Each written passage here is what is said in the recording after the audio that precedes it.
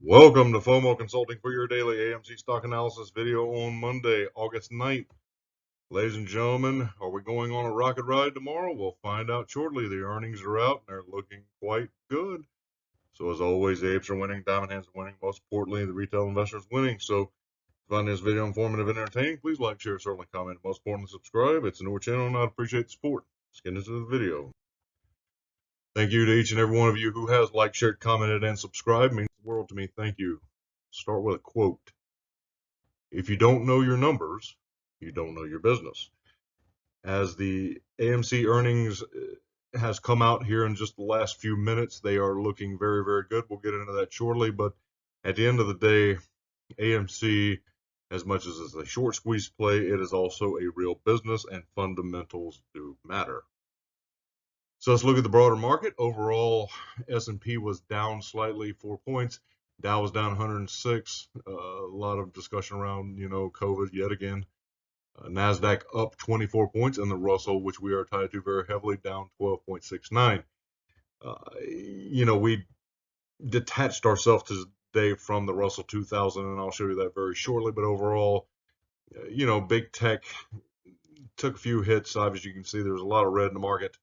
A lot of things anchoring the market down, a lot of anxiety, certainly around COVID these days. So we'll get into that again very shortly.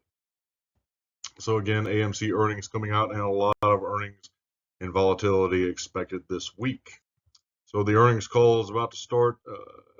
Very, very important, but the initial publication or release was actually very, very positive. The earnings estimate was a loss of 93 cents per share, and revenue was expected to be around 375 million.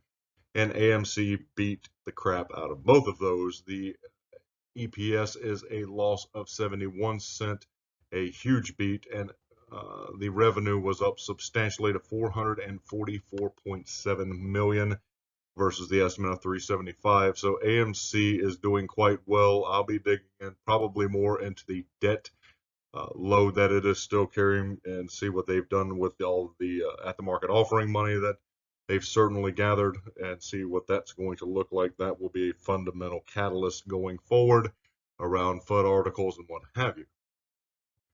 Crypto is having one heck of a run over the last couple of weeks, specifically over the weekend, and again, yet today, Doge is up to 26 cents. Fantastic. If you're involved, congratulations. Ethereum's rocketing. Bitcoin's up over 46,000. So overall, fantastic day.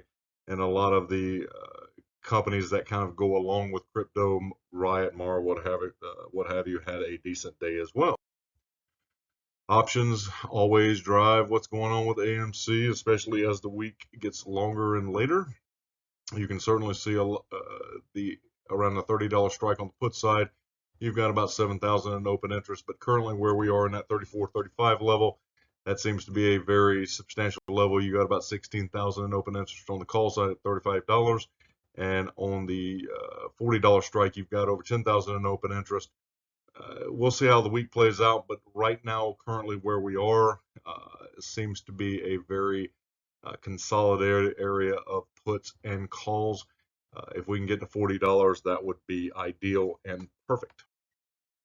Well done, German apes. You had yourself a heck of a day, much like us, up 6.35% or 28.99 euros. Fantastic way to start the week.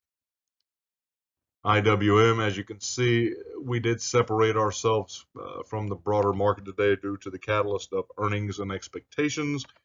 As you can see, one thing that was very, very noteworthy was the last, 20, 30 minutes, that pretty hard sell-off on the Russell and IWM. It certainly had an effect on AMC through ETFs and what have you. We did kind of lose some ground in the last 30 minutes. So let's look at AMC's chart for today. You can certainly see where our intraday high at 35.38 was pulled down pretty quickly over the last half hour. A lot of that due to obviously the Russell 2000, but we did close up green $1.09, 3.35%, $33.80, and we are up substantially after hours, as would be expected after a huge earnings beat. We're at 35.23 at least at the time of this recording, but you can certainly see that last 30 minutes of the day we got pulled down and kind of slowed our momentum a bit. versus the Russell 2000 chart. So looking at the little bit longer time frame, 5-minute, 5-day chart, obviously last week we bounced at our low point of 28.91. Today, intraday, we reached our recent high of 35.38. So hopefully this was a trend reversal last week and we are back on the upswing. So you can certainly see over the 30-minute chart going back really a couple of months, we've been bleeding off very, very slowly at the 30-minute level. We hit our intraday low last week, again, around $28. We have bounced. Hopefully that is a trend reversal and we are now heading back upwards. That was about a 50% retracement, as slow and painful as it has been. Hopefully we can bounce and continue going upwards. We shall see.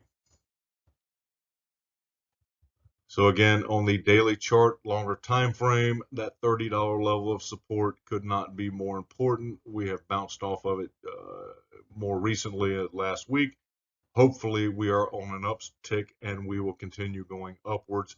Only time will tell. It looks like a lot of the selling pressure has subsided just a bit on the MACD, and certainly we are in oversold territory on the RSI. We've got a lot of room to run, a lot of room to recover. And now that earnings is out, hopefully some institutional investors will join the fray and get involved and start helping us prop this stock back up. So speaking of propped up GME, that $150 support level is absolutely key. It bounced off of it and then it has headed up. It had a fantastic day today, closed at $161.13, up $9.36, 6.17%. It did have an intraday high today of 164.66. I can only hope that GME is truly in a trend reversal, because as much as I pull for GME, AMC needs its big brother to get going. Average age of these short positions is 40 days. That has increased just a bit. And the short interest data, as you can see, all the trend lines are going up. It is becoming heavily shorted.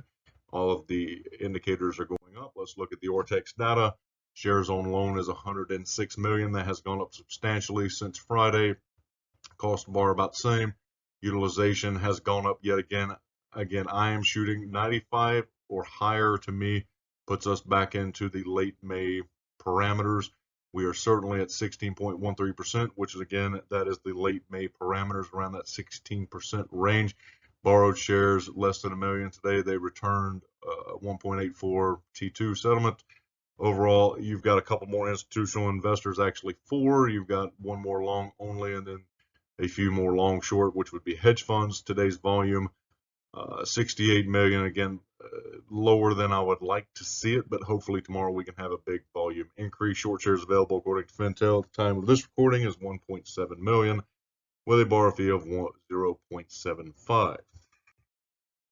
Let's close with a quote. Investment is most successful when it is most businesslike.